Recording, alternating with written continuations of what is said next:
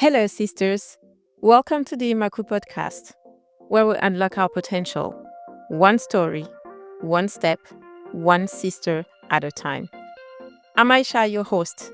In each episode, we'll share real talk, actionable tips, and inspiring journeys to help you navigate your career, whether you're climbing the corporate ladder or building your own empire.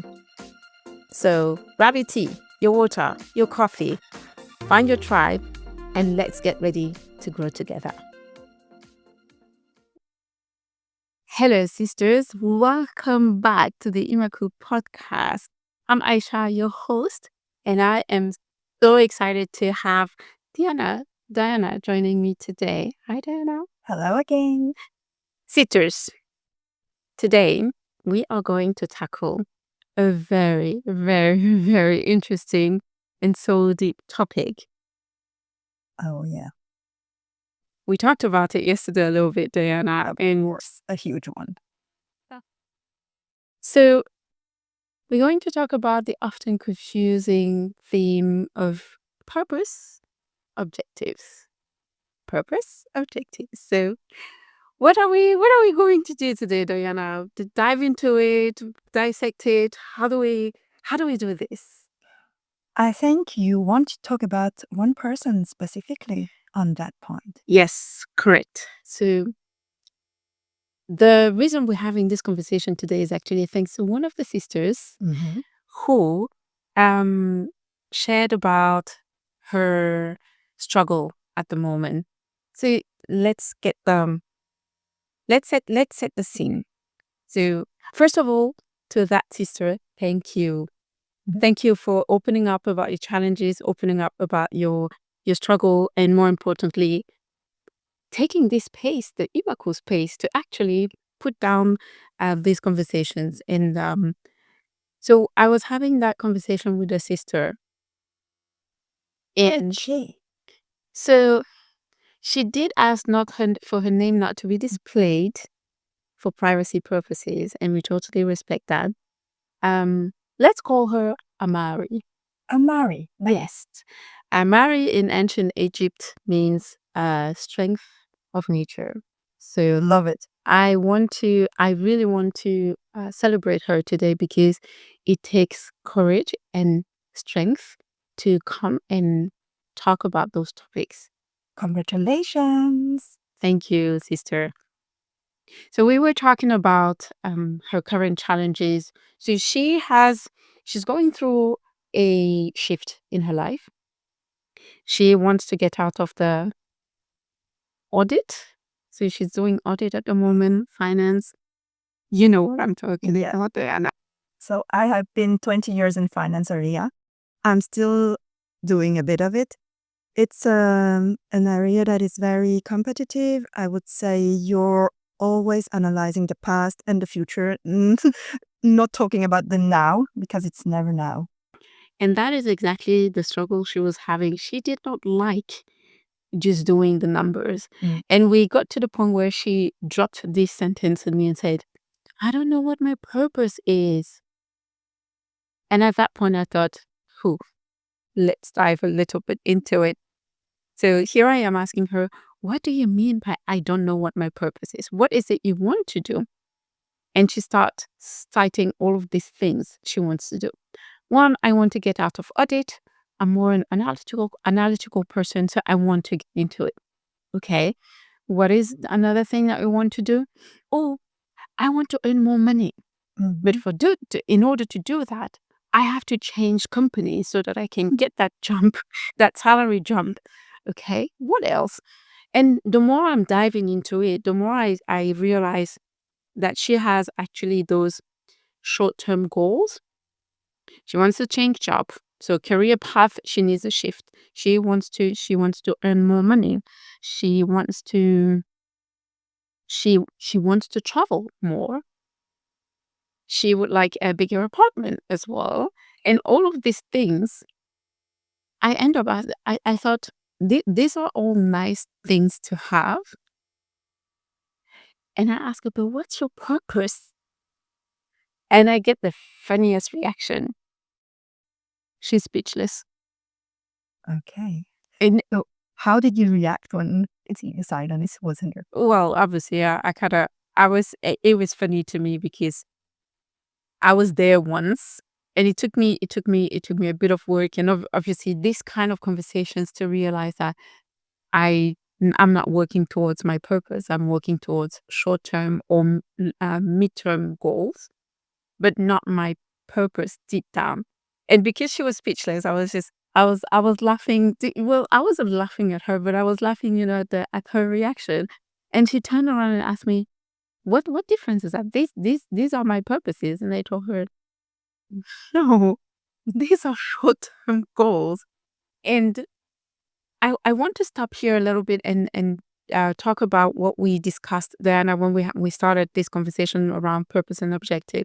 And there is one thing that you said: what happens once you hit that objective? Yes. So you told me about today's topic. It was purpose versus objective. Yes. And I told you that, hey, why versus? Both goes together. Both kind of say, I think it can end and not a. It's just like versus. Correct. No, true. So one of the things that I did after we had the conversation was look up the definition of purpose Can you tell us about it? versus objectives. And so purpose is more of a big vision that you have. For example, the vision of a company, the purpose, sorry, of a company, and I'm doing this purposefully, by the way. The purpose of a company, sorry, would be to be profitable. But in order to do that, there are objectives, long term. There are measurable, Smart exactly, the smart objectives. And when we try and translate it into a human being lives, as in this sister, for instance, Amari's life, or even yours or mine life, we could look at it as, so for me, for example, my purpose when I found it was to create this space, this community. My purpose is to be of service, and to if I can impact the life of one sister, just one, then I've hit, my purpose is fulfilled. And the objectives around all of this. So one of the objectives was to, for instance, create a website, start writing the blog, because I have so much in my head. I need to find a way to get it out. It's more like an action plan then. Exactly. So that's when I started looking between the difference between, not the difference, but the correlation between purpose and objective. What about you, Diana? Once upon a time, I gave a workshop. I learned about Ikigai. I did my Ikigai. Yeah. Everybody should do their own Ikigai. But what is Ikigai? I will just read the definition of it. Ikigai is a Japanese term that blends two words, iki meaning to live and gai meaning reason, which translate to a reason to live. It's a concept that encourages people to discover what truly matters to them and to live a life filled with purpose and joy. Can you insist on the joy part? I won't insist on the joy part because joy is an emotion. And we also talk about this. If you want to experience joy, you also have to experience all human emotions. The first episode was also about emotions. True. Yeah. This is my cup of tea. I cannot even test her on that one. You can. It's fine. But we really encourage you girls, sisters, to go and find your Ikigai. You just type in the concept on internet, and it's the intersection of 4 elements: what you love, what the world needs, what you can be paid for, what you are good at. And in the middle of this, you find the Ikigai. Please go and check on that. So it's funny, when I did my Ikigai, the first time I heard about it was about 2.5 years ago. And when I did the exercise, what came out for me was actually being of service. And everything around what I'm good at, what I can be paid for, what the world needs. It was really focused, centered around community, teaching things to other people, being of service, bringing change into the world, being an impact for having an impact on my environment. What you're talking about, I think it's more your mission then. So you're passionate about, if I summarize what you said, for the Ikigai, I think, so your passion is to be on service. This is even a vocation. And then your mission is to serve with several workshops, platforms, or wherever. And it can be a profession if you get paid for it. Exactly. Okay. Exactly. And that was it was an eye opener, because when I started IMAKHOU, it was a business strategy activity. And at a certain point, I just thought, this is not me. Don't get me wrong. I like money. No, I love money like anybody else. I want my bank account to be a little bit fatter. Let's admit this too. But it wasn't my goal. I was just not feeling aligned with me offering this kind of services to entrepreneurs, to some companies out there. It was just not me. Hence, when I started really thinking about what is my mission, what is it I am here for, and I sat down, it was just obvious. So IMAKHOU started, it was a business strategy activity, but IMAKHOU was already all about speak your truth. And I told myself, can you start by yourself? Please. It just doesn't make sense. You're trying to speak your truth, but you're trying to sell your services and you're not aligned with yourself. So back to the conversation with the sister, when we got to that core question, she started thinking and said, well, now that you're telling me this, I'm realizing that there are these activities that I would like to start running towards the youth back in Africa, and I'm not doing any of that. So you see, the whole it's just one conversation. Yeah. And she's planning to get back into those activities. I think it's also a question of life experience. For example, On that one. I worked in a lot of corporation, different style, big ones, small ones, medium size. But since little, I am also into service. I love to serve. I started with numbers, with after sales calls during 2.5 years, and then with HR, marketing, sales, management, whatever. But then something is missing. I was working for companies that the purpose were not aligned with mine. So I was thinking, something is missing out there. So to your point, Diana, that is exactly what Amari told me.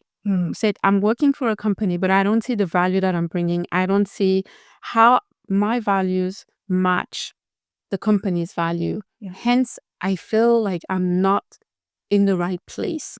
Not aligned. Not aligned. And what I'm being asked to do, I don't even see the results of my work. So I have no idea how that is impacting the company, even some of my colleagues internally, some of the companies we are auditing externally, how that work impacts what I'm doing. So I will jump on this with the why. Start with the why from Simon Sinek that you push it. Start with why. So first, company or leaders in the company must know the why. The employees do not necessarily see why they are doing what they do. And sometimes the company don't care about if they know the why of what the company is doing.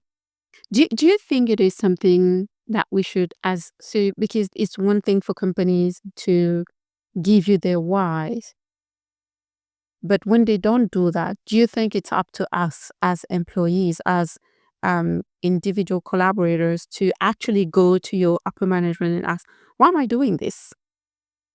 both way. I think both answer is yes. Okay. Because to your point, this is one of the topics on which I challenge the people I speak with, the sisters I speak with, when they go with, oh, but I'm not really sure. I ask them, did you take the time actually to ask that question? Why are we doing what we're doing? I will jump on this because as a woman, a human being, sometimes we are so afraid to disturb the others. Okay. Managers are here to answer to the questions of their team. Yeah. And sometimes we think, or maybe some manager are not on the right area position. And I think they are they are open somehow. Depends on how you bring it on the table and not putting their ego and attacking, but just asking, hey, yeah, you asked me to do this. Can you just tell me why and what are the impacts if I do a mistake on that number? It's funny, I have the complete opposite. Well, it has a lot to do with my personality, don't get me wrong. So when I started my career, I remember this was the first thing I used to ask. Why am I doing what I'm doing right now? Not necessarily because I was conscious of the fact that I needed to be aligned with the company's values, but I wanted to make sure that what I was doing made sense so that I wouldn't be wasting my time. And obviously, the more I moved the further, I moved into my career, the why became more of the, listen, okay, tell me why I'm doing this now and how it links to any other department or teams so that I can be of service and bring my excellent level into it. And we're not going to go in circle and waste time. Again, it boils down to wasting time. It's not only about wasting time. Yeah. What do you feel? And now if we zoom out, it's more really about the community. Exactly. Yeah, I hear you on that. Everyone has a task, and if someone does not do the task, then the project cannot move on. And this is the point. Are we aware that it's about the project, the whole vision? Sometimes we cannot see, but we have still a mission. The objective is still to do. It's like the minions, you are part of a chain, and if you don't understand where you're sitting in the chain and how your work is going to impact the entire chain. And it can create friction amongst departments. Exactly. For example, if we take a simple product that we have to build, I had this experience. The production team never understand the marketing team. They don't speak the same language. Tell me about it. And they were arguing on the board always. And I said, but the point is that we have to market it, right? The product you built is amazing, but now marketing has to market it. Yeah, but we want them to tell the truth, the characteristics, and so on. Not only blah, blah, doing just the show. Why do we spend so much money on marketing and the product at this point is just this cost and we don't get the gain of it? And this was a huge challenge, and every company has this kind of little frictions. Yeah, so it's really to understand how we're serving a larger purpose, not just the little bubble we're sitting here. And it takes courage and strength and intelligence. Emotional intelligence comes in here. Can you elaborate a little bit on that part? Because, there's the technical aspect. So you just mentioned two departments, the technical one and the marketing, not speaking the same language. But how do you get to that point? If I would manage the board with those two, I would just make sure with what the marketing is doing, but with technical words. Production are more people that are blue in some test technology, Dirk and Insights and Nova Global, whatever, a lot of tests. Blue person are more analytical, anchored, and they want details, and they calculated the risk and everything to make sure that it will happen. Risk averse, highly risk averse people. So they want everything to be, they want to be in control. Yeah. They want to be in control, and they wanted to see the outcomes. It's not only outcomes, they are very tangible. It's on the rock. And the marketing people are more yellow people. That means they are more social, blah, blah. And they lack the human context, and they talk about it without knowing how it functions. If both two collaborate, they are the perfect team. The yellow can close, and the blue can just say, hey, this is how you benefit from this product and how they can help you scale your numbers or your mission or whatever. Okay. So it's really a matter of understanding. So one, understanding yourself, and two, making sure that you understand the language of the other person. You understand what their how do you call it? What their needs are. I think it's more to be open. It's not they don't function like you. And each department are complementary. They are not in competition. So a lot of self-awareness in here. Yeah. All right. Okay. Let's get back to Amari's case where she feels like her work has no value in the company she's working with. She's working for. So where do you start when you're in such a situation? It's not even a situation. This is definitely a conundrum. Okay. Where do you start? I had the same situation. I was Amari at the time. Oh my God, Amari, this one is for you. Listen very, very carefully. The same position as her. And I was doing, I think, in 1 week, more than 1,000 invoices. I have to enter them in the system. And I entered them very quickly. And somehow I did a mistake on 1 0. I added 1 more 0 on invoices. Oopsie. At that point, I was asking to go to the director's room. And then he sat me down and said, I'm very upset and so on. You did a mistake. Okay. And I was so upset because I said, it's one mistake amongst 1,000 invoices. I don't understand why you're so upset. I enter all these invoices. Come on, that quick, that on time and so on. And you just hit me on that. And I was very upset. And then I went back at my desk office and my colleagues saw me. And then he told me, are you okay? And I said, no, I'm not. It's unfair. I don't want to work again. I don't see my value here. All right. Clearly upset with this situation. So how did you tackle that little conundrum while being clearly upset? Thanks to my colleague, he took the time to sit me down and to explain me why my mistakes impacted the whole closing. Right. And I understood that, wow, I am so important at the beginning of the chain. Wow. Perspective shift. Yeah, and I understand why my financial director was so upset, because he, behind the scene, has the board on him, has everything on him. The full pressure is that he's the one who has to clean up the mess. Exactly. Okay. And 1 0 changed every decision. Wow. That reminds me.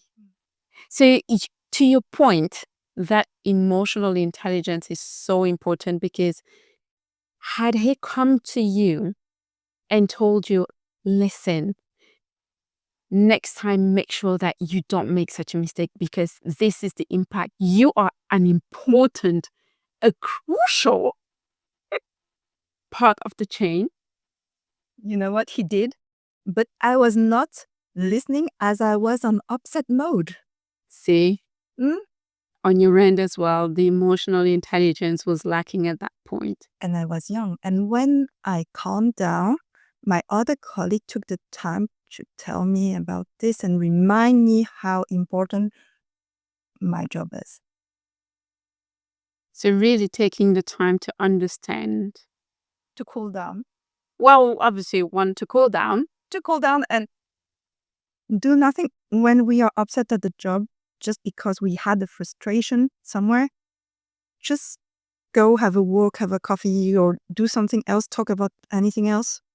Maybe sit with a colleague and just release this emotion and then come back slowly to, okay, what was the point? It's not about me. Exactly. It's you're part of a bigger play, a bigger picture. Now, so Amari, if you're listening to this, make sure that you understand where you're sitting in the picture and how important you are, because you have obviously been hired at that position for a reason, for your skills, for your experience. So take the time to dive a little bit more into that. Now, would you qualify that as a purpose or an objective? Company hire people on objective, but for their purpose. And all the person that are only employees, I mean, only because you don't have another level of control on it, you have task. The task has to be done. And we don't ask you for your permission. It's like we pay you in exchange of a salary. You have to do this. So it's fair. It's a fair contract. So I always say this. Oh no, we're having these kind of conversations where when the sisters get upset, I don't understand. I just say, hold on. You need to understand that when you enter a contract with a company, you are selling your expertise, your experience, and your time to help the company actually achieve their goals. And to some extent, it's a little bit of a dictatorship, because no, you don't have a say into it. And the moment you sign a contract, you're accepting the fact that you don't have a say into it. So you have when you enter that contract, you have your objectives in the form of tasks, which needs to be completed in order for you to say, give me my money at the end of the month. Right. So now let's go. I agree with that. It's so important to underline it, highlight it. I will also jump on another aspect. We don't ask you to be creative. We ask you to enter in a box. And you agreed at the beginning. True. And then you changed your mind and you want more. But when you want more money, what do you put more on the table? You can negotiate more if you put more. If your task is just to, for example, enter the invoice in the system, how can you ask for more? True. But if I go to the manager and say, hey, I can enter those invoices quicker because now I know how to do it, and I can add this and analyze how the ROI turns out and maybe do the sell part or the optimization part. And we can. So you're bringing extra value Exactly to the table. But so I totally agree with everything you just said, Diana. The one thing I believe people actually are struggling a bit is to be aligned with the vision maybe of the company. It could be maybe because they don't understand it, or they haven't been told what the vision is, what the purpose of the company is. Come on, Aïcha. Nowadays, the vision and mission are on all platforms. Hold on. I was getting there. No, I'm kidding, but it's so true. And you have a point. No, you have a point. I mean, the bare minimum is at least to investigate the company you're applying to. Yes, that's the bare minimum. It's like going on a date. When you go on a date, even if it's a blind date, the first thing that you do is to get to understand who am I talking to? Who do I have in front of me? So you do that. There's that level of research that you have to do. However, when you start working for that company, you are reporting under a manager, a director, a VP, you name it. And turns out that maybe the values that they're putting on the table do not align with yours. And that's where the what I call the imbalance happens. And in the case of Amari specifically, I know that what happens is that she did not feel her values matching with the way she was being treated. And I don't know the world of finance. You know it better than me, but the way she described it sounded to me like it was absolutely impersonal. It's only about numbers. She did not feel seen. She did not feel valued in what she was doing. So just there. That's why here you got a point. There is a department called Human Resources. How many people actually trust human resources nowadays? Come on, Diana, let's dive in. Let's dive in. I totally agree with you. And I will jump on why we don't trust them anymore. Let's talk about first the managers and the values. When you don't feel seen, you don't feel valued. What could be? Mm-hmm.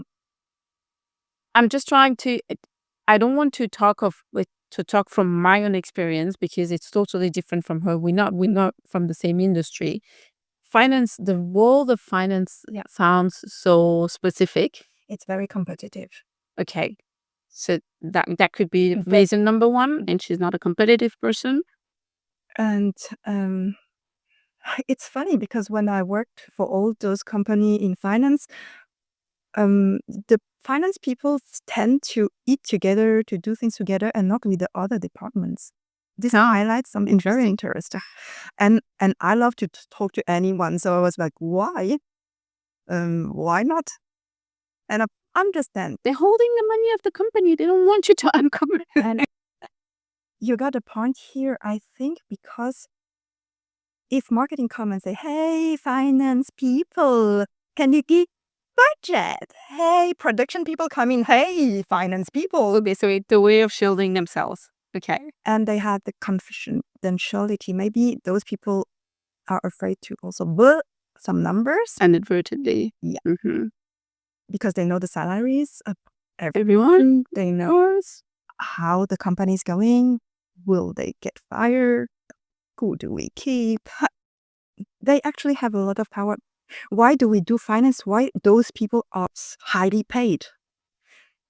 Because based on what they provide, the board take decisions. Okay. And it can have huge impact. Okay. So would you say that someone like Amari who doesn't feel like her job has a purpose because, well, we challenge that. Maybe she should actually sit down with her manager and try and understand what is it I'm doing and why am I doing what I'm doing. But at a bigger level, at a higher level, sorry.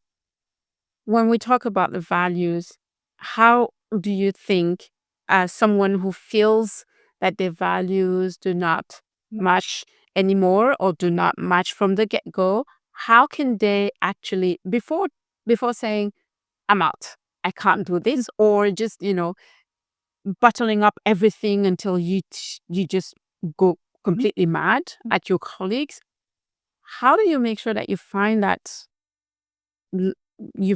thread so that you can stay, at least you can find a path? How do you do that? I don't think we can. If the gap is too, I've experienced this more than 10 times. I've changed 20 companies. Okay. But because I wanted that and I know where I wanted to go. Things to go. But I don't think when you're unsatisfied, you can hide the frustration, hide your full mess, that you can hide just one at a time. Okay. So the picture get bigger and bigger. Okay. So basically what you're saying is to make sure that you work on your exit strategy and move on to something else. not only, not exit. If you like the company and what the purpose of the company is, you can stay, but maybe change department, add some tasks on other side, maybe talk to other directors. Okay. Just have an open discussion, but be aware of what you're saying. So Specifically to the HR. So awareness for sure. acute awareness and just adding extra value to your daily activities, cross functions, maybe Also go to other department and talk to them. cross functions. Okay. Now, so I'm getting back to Mary again because the conversation was so rich, and I can only condense here. One of the things she was struggling with was obviously not liking being in audit, because she realized that she was more of an analytical person. So she decided to move, to change company and to shift and basically do a transfer of her, transfer of her skills to another position. But now she understands that her purpose is that social aspect and empowering the youth in her country back home in Africa. She wants to build a school, by the way. We need to talk. We have common goals. So, Amari, make sure that when you listen to this episode, make sure that you reach out to Diana. You might be able to do things with her. This is what I love about this community. So what she understood was that because she has that purpose, she has to set those objectives in order to reach the goal. First of all, I want to acknowledge her. That thanks to her experience, now she knows better where her heart wants her to go. And she's doing this internal reflection that is so crucial for her to find her enlightenment. Not the easiest, by the way, but necessary. So you're acknowledging her, and I say we celebrate her as well, because the work she's putting in, that is what is going to be the light. This is how I think also plants blossom. Yes. Through struggle. And we don't see how they go daily in the order to go. No, we don't. But it's a lot of work, and that's what we're here for. Why you call her Amari? Courageous. Yes, absolutely. And this is where this is another conversation I'm planning to have with her. And it's interesting because it brought me back to my why and the whole exercise around why am I doing what I do? Why am I reacting the way I react? I remember that was the speech that you did the other day. Yeah. Why? Why are we doing what we're doing? And I get summarized this with 3 questions. I'm the perfect example to be too far. And people say, come on, why do you ask so much why? And I say, because I'm curious. I want to understand. And actually, you don't need to. It's not necessary. The more you ask why, somehow you don't do anything. I was at that point. Okay. And I summarize it with 3 questions, and those are deep. Hit us. Come on. First one. Can you answer those questions on the... Look at this woman. She was trying to find a way. Okay, try me. Nice. Aïcha. Yeah. Why do you do what you do? Why do I do what I do? Do you mean generally speaking, or why am I doing what I'm doing right now? Follow your heart. All right. I do what I do because I want to see change in the world, but I know that I have to be that change first. Thank you. Second question. Why do you live the way you live? Oof. Why do I live the way I live? Because I like to be comfortable. Nice. Thank you. Last question, but not least. Why are you who you are? Ooh, that one is deep. Do you think we have enough time to answer that one, Iron? 2-3 sentences. Look, why am I who I am? I would say three. I like the number 3 at the moment. So first, because of my parents, my education. Second, because of the environment, or more the environments I navigated, I grew up in, because there have been multiple of those.